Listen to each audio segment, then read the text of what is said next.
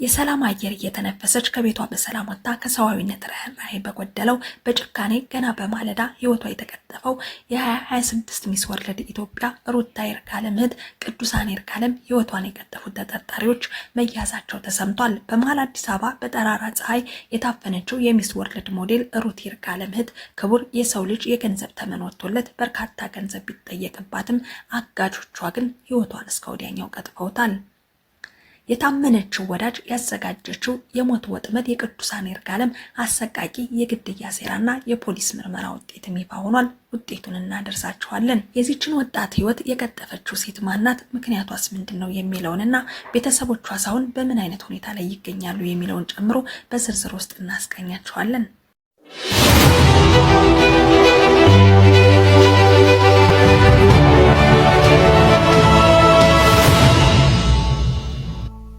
ሰላም እንደምን ቆያችሁ? የተወደዳችሁና የተከበራችሁ በተለያየ ዓለም ጥግ የምትገኙ ውድ የሳምራን አዲስ ቤተሰቦች እኛን ቀዳሚ ምርጫችሁ ስላደረጋችሁ ምስጋናችን ላቅ ያለ ነው። እንደምታውቁት ሳምራን አዲስ አዳዲስ ወቅታዊ አዝናኝና አስተማሪ እንዲሁም ማህበራዊ ጉዳዮችን እየዳሰሰ ወደ እናንተ ውድ ቤተሰቦች ተደራሽ የሚያደርግ መሰናዷችን ነው። ቪዲዮን ላይክ፣ ሼር፣ ሰብስክራይብ በማድረግ ከጎናችን በመሆን ድጋፋችሁ አይለየን። ሀሳብ አስተያየታችሁን ኮሜንት ሴክሽን ላይ ያስቀምጡልን። የለቀቅናቸው አዳዲስ ቪዲዮዎች በቀጥታ እንዲደርሳችሁ የደወል ምልክቷን ተጫኑ። እንዲህ ባለ መልኩ አዘጋጅቼ የማቀርብላችሁ ሪች ኦሪዮን ነኝ። አብራችሁ ይቆዩ። ወደ መረጃው አመራለሁ። ከቤቷ እንድትወጣ በማድረግ ህይወቷን እንዲቀጠፍ ያደረገችው ወዳጅ መሳሪያዋ ሴት ከቤቷ እንድትወጣ በማድረግ ህይወቷን እንድትቀጠፍ ያደረገችው የሞዴሏን እህት አስከትለን እንዲህ እንንገራችሁ። በኢትዮጵያ የሞዴሊንግ ዘርፍ ውስጥ ስንመለከት አሁን ላይ በጣም ታዋቂ የምንላቸው በልዩ ልዩ ሚዲያዎች ላይ በልዩ ልዩ የሙዚቃ ስራዎችና እንዲሁም ደግሞ በትወና ስራዎችም ጭምር በማስታወቂያ ስራዎችም የምናውቃቸው ተወዳጅ ኢትዮጵያውያን ሴቶች በተለያዩ ዓመታት እያሸነፉ ሚስ ወርልድ ኢትዮጵያ እየተባሉ የአሸናፊነት ክብርን እየተጎናጸፉ የኖሩበት ታሪክ ነው። በትንሹ ብንመለከት እንኳን በ1996 ዓ.ም ሚስ ወርልድ ኢትዮጵያ ተብላ ማሸነፍ የቻለችው ተወዳጇ ሳያት ደምሴን መጥቀስ እንችላለን። በወቅቱ በመላው ኢትዮጵያውያን ዘንድ ካሉ ቆነጃጅ ሴቶች መካከል እንዲህ በልዩ ብቃቷና እንዲሁም ደግሞ ባቀረበችው ነገርም ተነሳስተው ዳኞቹ እውቅናና እንዲሁም ሽልማትን ሰጥተዋት ነበር። ከዛ ኢትዮጵያን ወክላ በዓለም አቀፍ ደረጃ በሞዴሊንግ ዓለም ውስጥ ተወዳዳሪ መሆን የቻለች ሀገራችንንም ደግሞ ማስጠራት የቻለች ተወዳጅ ወጣት እንደነበረች ታሪኳ ያስረዳል። ከዛ በኋላ ደግሞ በ1998 ዓ.ም የተወዳጁ ድምፃዊ ቴዎድሮስ ካሳሁን ቴዲ አፍሮ ባለቤት አምለሰት ሙጬ እንዲሁ ሚስ ወርልድ ኢትዮጵያ ተብላ አሸናፊ እንደነበረች እናስታውሳለን። ሌላኛዋ ታዋቂ ኢትዮጵያዊት ደግሞ ሉላ ገዙ በ2001 ዓ.ም ሚስ ወርልድ ኢትዮጵያ ተብላ አሸናፊ ነበረች። ታዲያም በየመሃሉ በጣም በርካታ ኢትዮጵያውያን ቆነጃጀት በየዓመቱ በውድድሩ አሸናፊ ነበሩ። በቅርቡ ደግሞ በ2017 ዓ.ም ማለትም በ2026 ሚስ ወርልድ ኢትዮጵያ አሸናፊዋ ተወዳጇ ሀሴት ደረጀ ነበረች። እንደሚታወሰው ሀሴት ደረጀ በዓለም አቀፍ ደረጃ ደግሞ የኢትዮጵያን ወክላ የዓለም ሁለተኛዋ ቆንጆ የአፍሪካ አንደኛዋ ቆንጆ ተብላ ማሸነፍ ችላ ነበር። በጣም ልዩ በሆነ ተሰጥኦም ጭምር እናውቃታለን። አሁን ደግሞ በ2026 ወይም በ2018 የሚስ ወርልድ ኢትዮጵያ አሸናፊዋ ሩታ ይርጋለም ናት። ሩታ ከዚህ ቀደም በአዲስ አበባ በተከናወነ የቁንጅና ውድድር ላይ ያቀረበቻቸውን ስራዎቿን የተመለከቱ በጣም ብዙ ነበሩ። እናም እጅግ በጣም ጎበዝ ልጅ መሆኗን በርካቶች ሲናገሩም ተሰምተዋል። ታዲያም ሀገሯን እያስተዋወቀች በተለያዩ የሀገራችን ክፍሎች እየዞረች ኃላፊነቷን እየተወጣችና የተሰጣትን ሀገራዊ ኃላፊነት እየሰራች ባለችበት ሰዓት ነው ታዲያ የታላቅ እህቷን ከባድ ሀዘን የተረዳቸው። ታላቅ እህቷ ቅዱሳን ይርጋለም ተብላ ትጠራለች። መኖሪያዋን ያደረገችው በአዲስ አበባ ከተማ ቤተልሔም የተባለ በሚጠራው አካባቢ ነበር። እናም ከሰሞኑ ያልተጠበቀ ነገር ገጠማትና የሆኑ ሰዎች ስልክ ደውለው ከቤት እንድትወጣ ያደርጓታል። በዚያው ደግሞ በጣም በሚያሳዝንና በሚዘገንን ሁኔታ አግተው ይወስዷታል። እንዲህ ብቻ አላደረጉም። ከዚህም ባለፈ ለቤተሰብ ይደውሉና 2 ሚሊዮን ብር እንድትሰጡን እንፈልጋለን የሚል ማስፈራሪያዎችንና እንዲሁም የተለያዩ ዛቻዎችን ማቅረብና ቤተሰቦቿን ማስጨነቅ ቀጠሉ።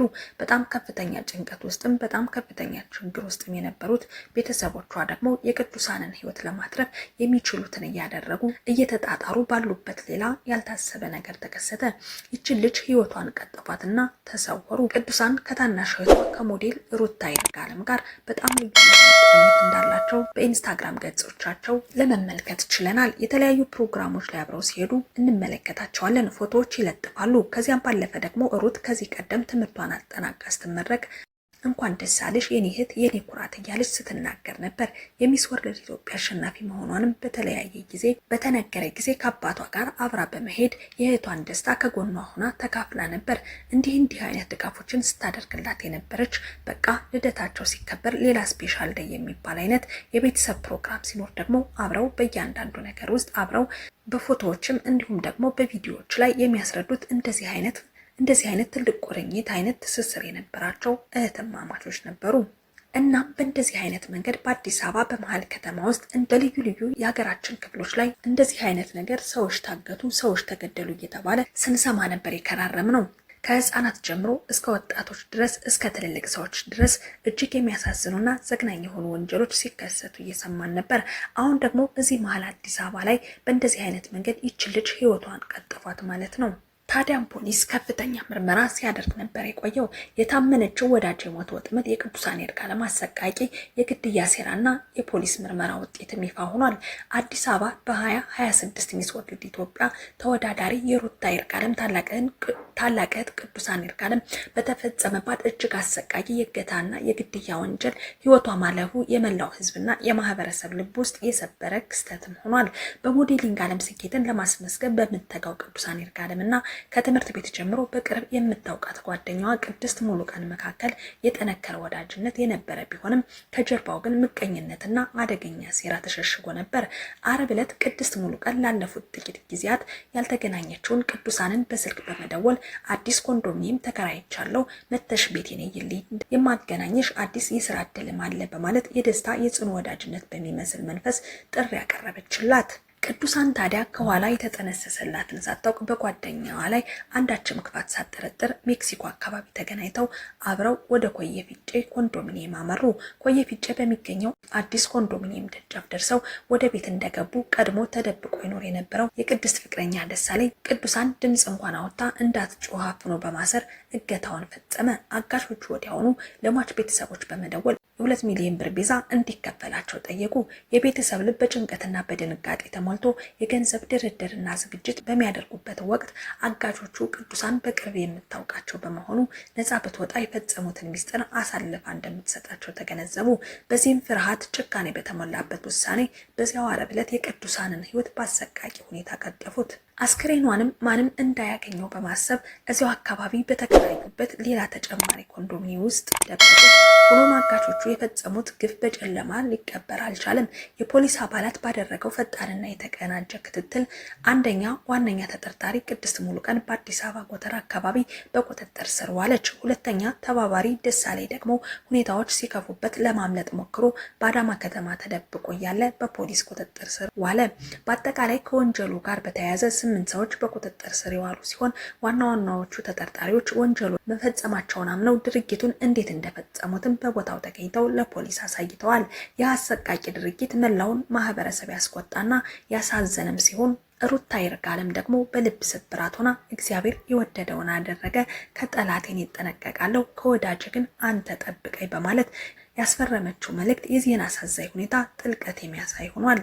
እንግዲህ የቅዱሳን ይርጋለም ስርዓተ ቀብር ቤተል በሚገኘው ቅዱስ ጎርጎርዮስ ቤተክርስቲያን ውስጥ ሐምሌ 19 2018 ዓ.ም ከቀኑ 6 ሰዓት ላይ እንደተፈጸመ ነው የተነገረው። ታዲያም ሩትም ሆነች ሌሎች የቅዱሳን ቤተሰቦች በጣም ከፍተኛ ሀዘንና እንዲሁም ደግሞ ከፍተኛ ጸጸትና ከባድ የሚባል ድባቴ ውስጥ እንደሚገኙ ነው የተገለጸው።